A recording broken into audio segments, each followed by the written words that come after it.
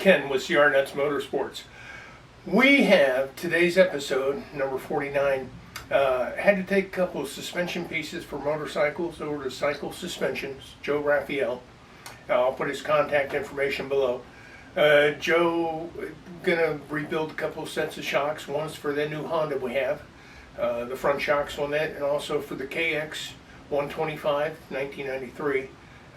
We got two sets of shocks. One's, we're taking two sets, making it one good set. So Joe's going to do that for us, and we sat down and had a nice conversation. And I thought you'd like to see it. You take care, and let's get on with the show. Everybody, this is Joe Raphael, Cycle Suspensions. He is a super nice guy and very talented at what he does. Not only good looking, but if you can't see behind you, there's a collection of bikes, and Joe is very skilled at what he does and does great work. So I wanted to ask you a question, and we'll start there. These lovely shocks. These are off that new Honda I got. It's 1973 CL Scrambler. I don't know anything about these. Do you know? Can you just tell me what are they? Just basically, is there any fluid in them, or are they just springs? There is fluid in them. They are hydraulic shocks. They're like a Monroe Magnum throwaway that you would put on a car. They are variable rate springs. You can tell that by the windings. Yeah, because it goes they're fine windings here, and the windings get coarser as it goes. So they did utilize a variable rate spring. They're not top shelf shocks, but they do the job. Yeah. Well, I looked. I can buy replacements. Mm-hmm. For anything from $100 to $400. Right. It all depends on how much you want to spend. Mm-hmm. But I was going to ask you, so there's really no sense. This bike, we found it in some really original shape, just so you can love. And this is like the condition of the whole bike. Mm-hmm. So we're going to clean it up, polish it. The engine we're going to put them on a stand, go through it mechanically. Just see what it is. I want the bike to run good and to look good. And I'm not going to go crazy on this one as far as I'm going to buff out what I can, but we're not going to modify it, and I don't want to use a bunch of aftermarket parts. I want it to be original, and so I'm just going to clean it up the best I can and make sure it runs good. So that's our goal. So I'll give that back to you. So I'm going to stick with those. I'll clean them up the best I can. How do you get them apart? You compress the spring, I'm sure. So, compress the spring. I can pop them off for you before you leave in a matter of seconds. One way you can do it is to put a pair of tie downs, just regular old tie down hooks in here. Just compress the spring. Sometimes, these are light enough actually. Put them in a vise, and you can, So pop them off. Does this? It's two C-clips, and the spring comes right off. Always have it in the lowest tension setting to take the tension out of it. Yeah. But okay, well I may do that when I polish the springs and then clean them up. Yeah. Okay, well that's neat to know. I never had them apart. I wondered how they. So they're kind of like valve springs where they got the keepers. T-keepers, yeah, that type of deal. Very similar, yes. And so you say there's just pull the spring down. There's two C-clips. Yep. Yeah, you can see them right there, the split. You have your readers on you? No. How did you know that? It comes with age. All right, here's what we got. Let me reach over here and grab.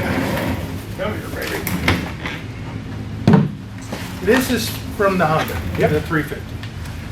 I learned, I just went on eBay because there's a tube in there, and it's supposedly it's not. And you got all sorts of rust and corrosion. And I've seen others for sale on eBay. So they're not leaking, I'm surprised. And the bike's been in the shed, a barn for 20 years. Right. So what do you do when you go through them? What do you look at? So they're going to get torn down, completely torn down, separated, the sanction tube from the lowers. And fresh oil, fresh seals, replace any O-rings that are worn out. Typically there's an O-ring up here at the cap. And this is absolutely nothing to worry about. you might throw a little paint on it. If you want to pan around, it's actually the same setup as this DT. Yeah, okay. You know, because I mean that's just a decorative painted cover that houses the Yep. the headlight. Same routine. And typically a little moisture gets behind it. It's not sealed, and you get this stuff. You know, this is where your triple trees go, Yeah. and this is your good area where you need the chrome to be in decent condition. Yeah, and And you've got that. These are in really good shape. yeah, I buffed them out a little bit. You know, I've worked hard on these. So I'm happy with that. What about, you know, I got some rust on the cap. Are these something you can easily get, or is these, you know, hard to find? Pretty tough to find. Okay. And there are some aftermarket companies you'll just have to Google it and see who's out there, but they won't make them in chrome. They'll make them in like aluminum and anodize it, black, gold, or whatever. Yeah. I'll just stick with what I we would stick got. with those, yeah. Okay. All right. Leave it to you to do your work. Now let's talk about a screw up.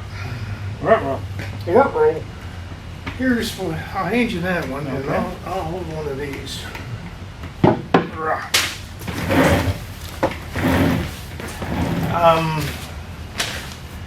These are what came off our KX125. And that KX125, every bearing has been replaced, every bolt.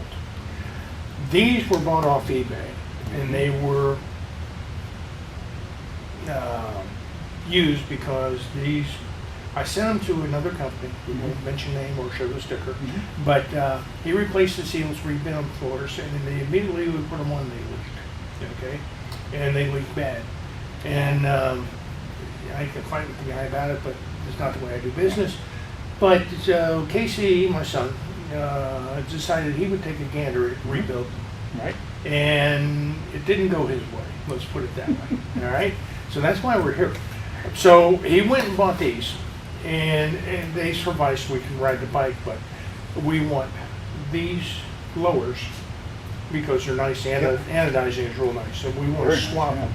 And then also he was saying on the he wants to swap because these are much better.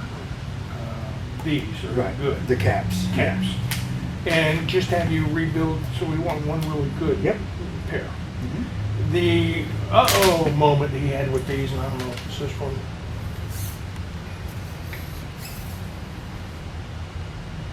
Yeah, you see it right there. I do. Yeah, that's a serious uh-oh. Yeah. So that means they're toast, right? Yeah. Okay. That's what we figured. We thought we'd ask. Is there any value to taking off? Me, I'm gonna tell you, always keep parts you never know, because those are removable. And these old bikes, sometimes people would crack the lugs over tighten these. Just, it's old. You never know. Yeah. I would certainly keep it. If I took it just for ease of storage, if I took a chop saw and because that's the crack that's on the end, Yeah. yeah, that's no good. If I took a chop saw, whoop, I'd keep that lower. Because he was talking about drilling it out. Yeah, no, that actually this one, this one you don't drill out. Oh, I see threads. That's an Allen wrench. Looks like. So you would heat it. I mean, they use that green epoxy Loctite to assemble this from the factory, so it's not an easy task. Just torch it. Torch it. Torch it. Remove the screw. I would keep that part just because of the bike's age, and Yeah. you never know. So And I take that back. I would not chop saw this Okay. because it's easier to grab it with something in a vise or whatever. good point. Yeah. Yeah.